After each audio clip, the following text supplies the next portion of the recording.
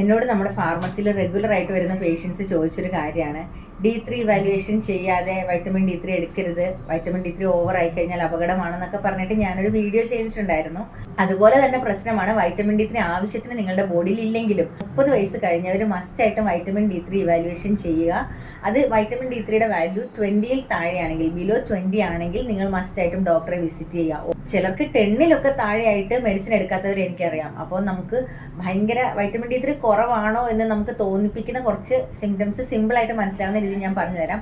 ഉറക്കക്കുറവായിരിക്കും, നല്ല ക്ഷീണം ഉണ്ടായിരിക്കും, ഭയങ്കര ആങ്സൈറ്റി, ടെൻഷൻ, മൂഡ് സ്വിങ്, ചെറിയൊരു കാര്യം കേട്ടാൽ തന്നെ അതിന് ഭയങ്കര ടെൻഷൻ, വെറുതെ കരച്ചിൽ വരിക, മസിൽ പെയിനും ഒരു ജനറൽ വീക്ക്നെസ്, ബോഡിക്കൊന്നും ഒരു ഉന്മേഷവും ഇല്ലാത്തതുപോലെ.